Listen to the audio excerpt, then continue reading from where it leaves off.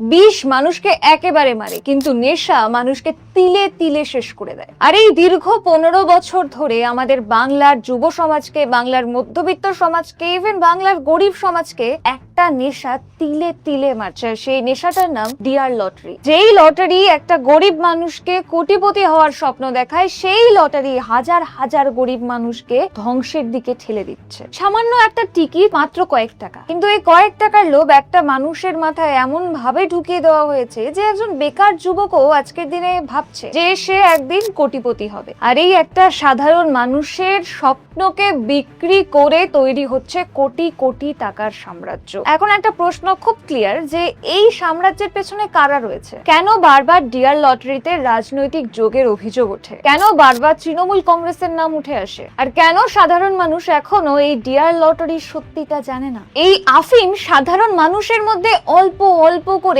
বিষের মতো করে দিচ্ছে একটা লোক, সে ডিয়ার লটারির ফাউন্ডার সান্টিয়াগো মার্টিন। তামিলনাড়ুর এই ব্যবসায়ীর সাথে অনেক রাজনৈতিক যোগাযোগ রয়েছে। এই সান্টিয়াগো মার্টিনের সাথে তামিলনাড়ুর ডিএমকে এডিএমকে এর একটা বড় টাই আপ রয়েছে।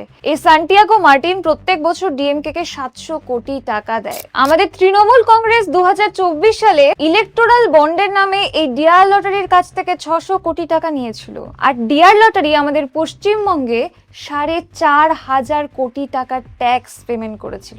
একটা সময় আমাদের বাংলায় না অনেকগুলো লটারি চলতো, নাগাল্যান্ড লটারি, আরো ছোটখাটো অনেক লটারি। কিন্তু 2011 সালে যখন ঠিক টিএমসি ক্ষমতায় আসে, তখন এই ডিয়ার লটারিও পশ্চিমবঙ্গে একেবারে আঁকড়ে ধরে রেখেছিল। আস্তে আস্তে ডিয়ার লটারি সব লটারিকে গ্রাস করে নিজে তার সাম্রাজ্য স্থাপন করলো। আমাদের টেলিভিশনে সবার সামনে ডিয়ার লটারির উইনারকে দেখানো হয়, বড় বড় চেক দেওয়া হয়, আর একটা সাধারণ মানুষকে কোটিপতি বানানোর স্বপ্ন দেখানো হয়। কিন্তু এই উইনারদেরকে নিয়েও একটা বড় নোট অফ ইন্টারোগেশন রয়েই গেছে। এই ডিয়ার লটারিতে একটা ফেক মার্কেটিং করা হয়, অর্থাৎ যারা কখনো ডিয়ার লটারির টিকিট পর্যন্ত কাটেনি, কোনো টাকা পয়সা ইনভেস্ট করেনি, বাড়িতে হয়তো কোনো টিকিটও নেই, তাদেরকে ধরে নিয়ে গিয়ে টিভির সামনে বসানো হচ্ছে আর প্রপার স্ক্রিপ্টিং করে দেওয়া হচ্ছে যে কি করে কতটা অভিনয় করতে হবে সাধারণ মানুষকে আরো বেশি আকৃষ্ট করার জন্য। এটাই হলো ফেক মার্কেটিং। কারণ যখন একটা গরিব মানুষ দেখছে যে তার মতনই একটা গরিব মানুষ ডিয়ার লটারির টিকিট কেটেছে, সেখান থেকে অনেক পয়সা পেয়েছে, কোটিপতি হয়েছে, তখন সেই গরিব মানুষটার মধ্যেও না অটোমেটিক্যালি একটা খিদে জন্মায়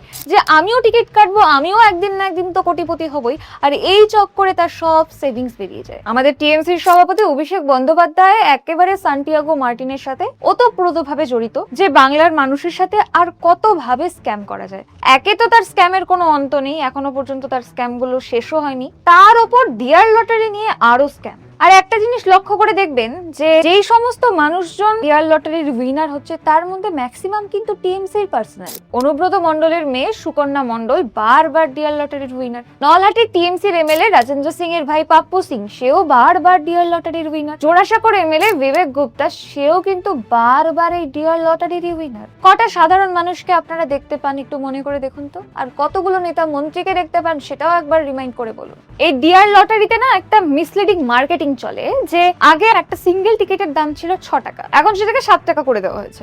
অথচ আপনি যখন লটারি কাটতে যাবেন, টিকিট কিনতে যাবেন, আপনি কিন্তু একটা টিকিট কখনোই কিনতে পারবেন না। আপনার হাতে গছিয়ে দেওয়া হবে একটা পুরো সিরিজ, আর একটা পুরো সিরিজে থাকে 5টা করে টিকিট, অর্থাৎ 535 টাকা। আজকে একটা রিক্সাওয়ালা, একটা ভ্যান চালক বা একটা টোটো চালক যার আয় অল্প, সে খাবে নাকি টিকিট কাটবে?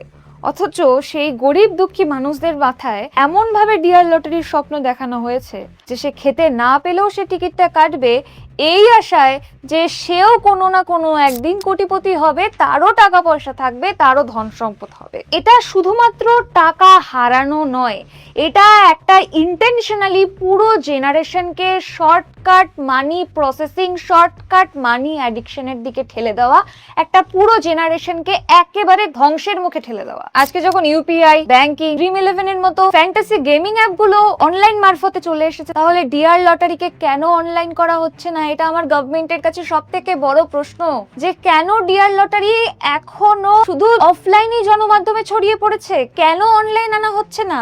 উত্তরটা তো দিতে হবে। দেখুন, টেকনিক্যালি আমি তো চাই ডিয়ার লটারি আমাদের শুধুমাত্র ওয়েস্ট বেঙ্গল না, আমাদের ইন্ডিয়া থেকে ব্যান হয়ে যায়। কিন্তু আমাদের আগের গভর্নমেন্টের যা যা ফ্রিবিস ছিল সেটা অনেক বেশি পরিমাণ টাকা। তাহলে এখন আমাদের কাছে সলিউশন কি? সলিউশন তো অনেক আছে। নাম্বার 1, ব্লকচেইন বানাতে হবে, জনসমক্ষে খেলা চালাতে হবে। নাম্বার 2, পুরো লটারি সিস্টেমটাকে পেপারলেস অ্যাপ বেস অনলাইন মাফিক বানাতে হবে, যেখানে শুধুমাত্র একজন উইনার তার উইনিং অ্যাকাউন্টে উইনিং প্রাইজটা পাবে। No scam, no ticket sale. এতে সরকার ইজিলি তার জিএসটি সব হিসেবও পেয়ে যাবে। আর যদি ডিয়ার লটারির ফিনান্সিয়াল অডিট প্রত্যেক বছর করা হয় তাহলে স্ক্যামও কম হবে। আমি মানছি যে এতে একটা পার্টিকুলার জীবিকার ওপর খুব বাজেভাবে এফেক্ট করবে, কিন্তু একটা সাধারণ মানুষকে এই দুর্নীতি থেকে বাঁচাতে সেটা করা অবশ্যই দরকার। আজকে আমার এই ভিডিওটি করার উদ্দেশ্য শুধুমাত্র কাউকে দোষী সাব্যস্ত করার নয়, কিন্তু যদি একটা সিস্টেমের কারণে হাজার হাজার পরিবার ক্ষতিগ্রস্ত হয়, যদি আমাদের যুব সমাজ শর্টকাট মানির নেশায় একেবারে ডুবে যায়, তাহলে আমার প্রশ্ন তোলাটা ডেফিনেটলি ইম্পর্টেন্ট। কারণ